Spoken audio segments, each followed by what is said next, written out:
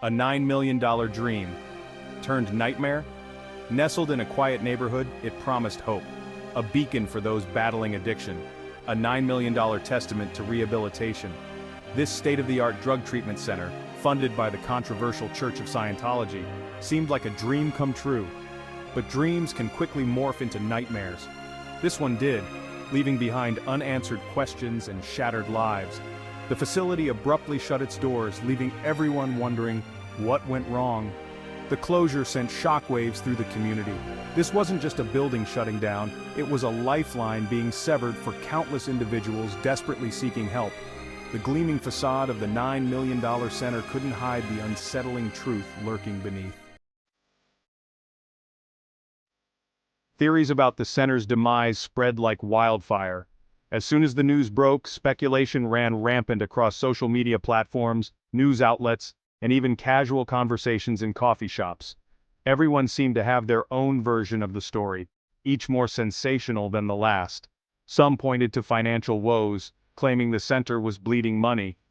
Analysts pored over financial documents, highlighting red flags and warning signs that had been ignored for too long. The center's lavish spending on state-of-the-art facilities and high-profile staff seemed unsustainable from the start. Others whispered about internal conflicts and mismanagement. Stories of heated boardroom arguments and frustrated employees began to surface. It was said that the leadership was divided, with conflicting visions for the center's future leading to a toxic work environment. Had the Church of Scientology bitten off more than it could chew? The ambitious project, touted as a groundbreaking initiative, now seemed like an overreach. Critics questioned whether the church had the expertise or the resources to manage such a complex operation. Was this ambitious project simply too expensive to maintain? The costs of maintaining the luxurious facilities were astronomical. From high-tech medical equipment to opulent living quarters, the expenses quickly added up, far exceeding initial projections. Or were there deeper cracks in the foundation? Beyond the financial and managerial issues, there were whispers of more fundamental problems. Structural issues, both literal and metaphorical, plagued the center. It seemed that the very foundation of the project was flawed. Then came the more unsettling allegations. As the center's troubles became public, more disturbing stories began to emerge. Whispers of unethical practices and hidden agendas created an atmosphere of fear and suspicion.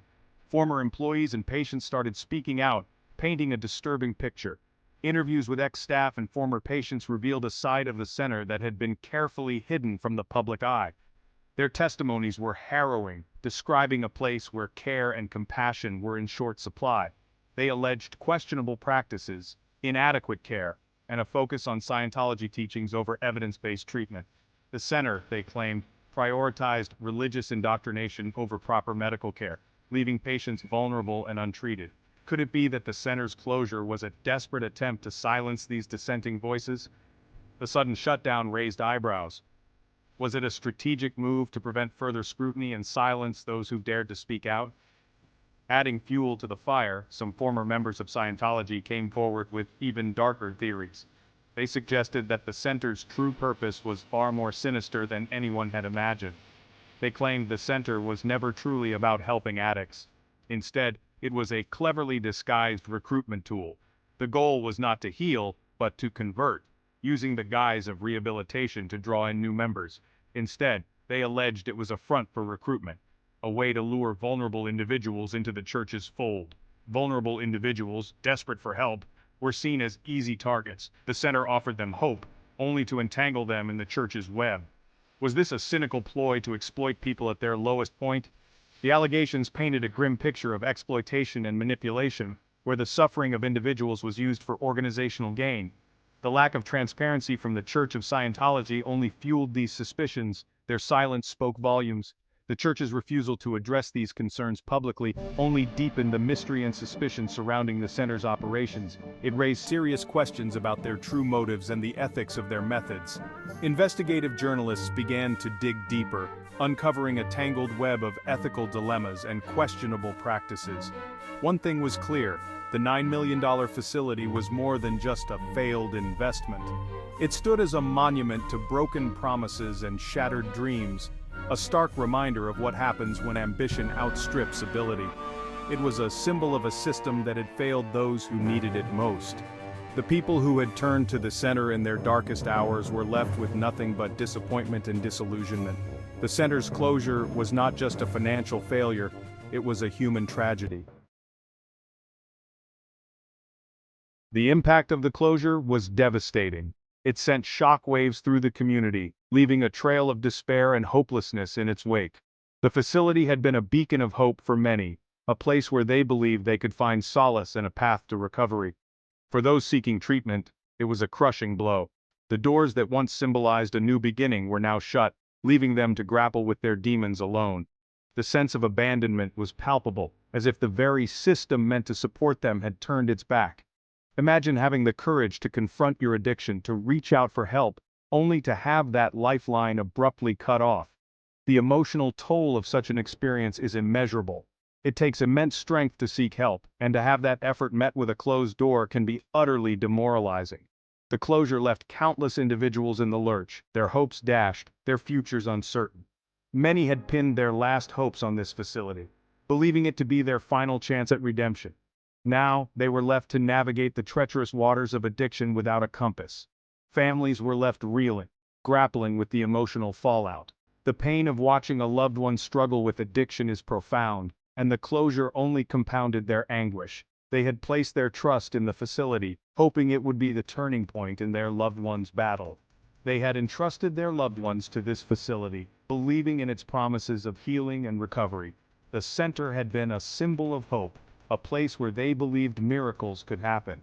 The sudden closure shattered those dreams, leaving families to pick up the pieces. Now they were left picking up the pieces, filled with anger, confusion, and a profound sense of betrayal.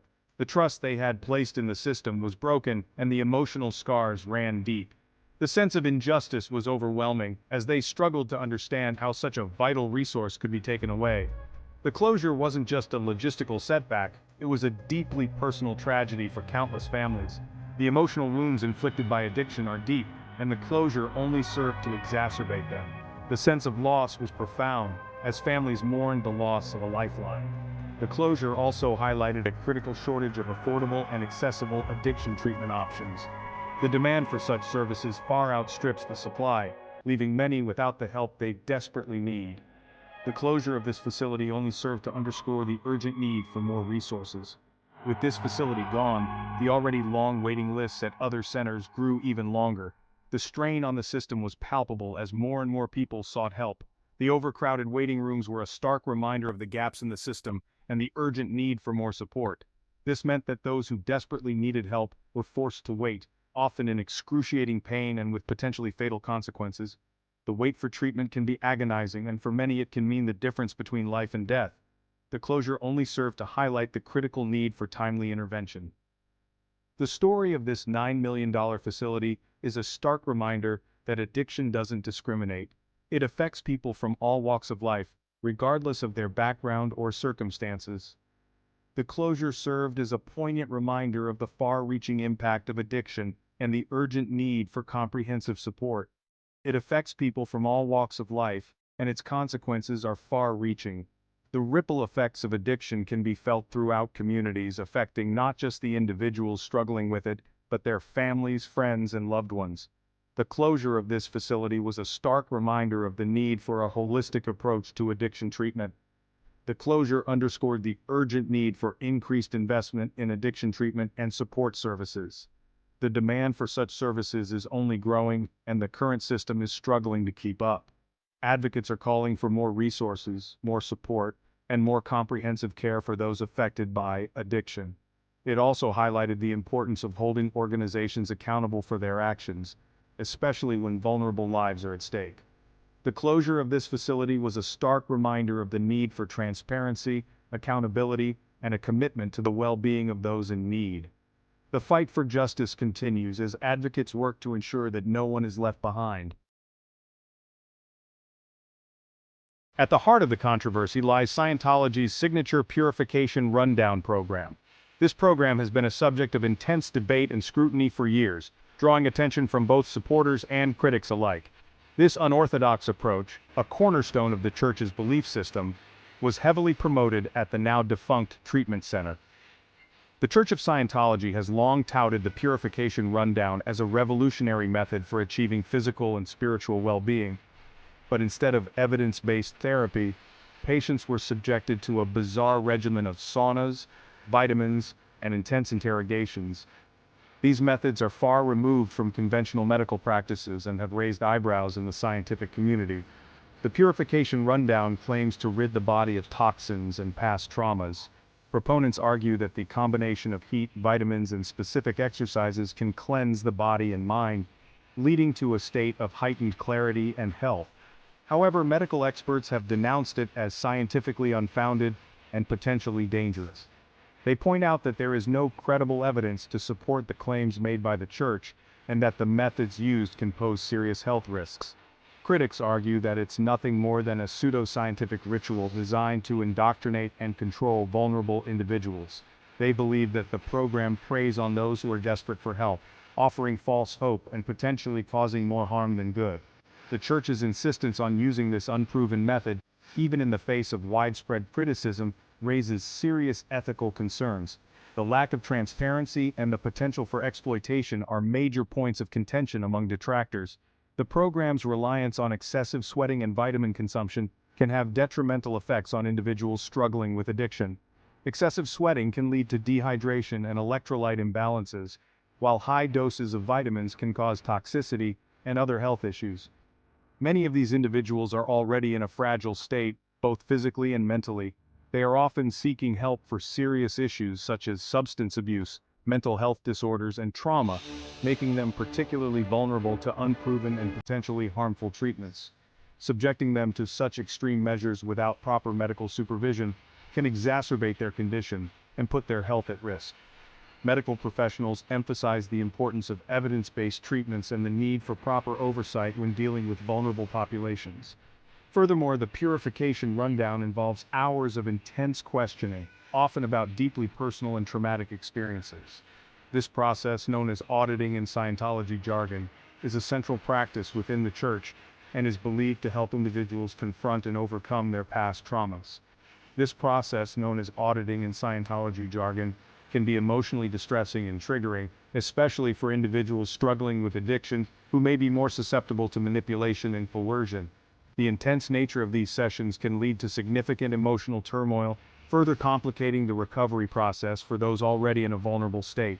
In contrast, traditional addiction treatment programs emphasize the importance of a supportive and non-judgmental environment. These programs are designed to provide individuals with the tools and support they need to achieve lasting recovery without subjecting them to potentially harmful practices. The debate over the purification rundown highlights the broader issue of how we approach addiction treatment and the importance of evidence-based practices. As we continue to seek effective solutions for those struggling with addiction, it is crucial to prioritize methods that are grounded in scientific research and have been proven to be safe and effective.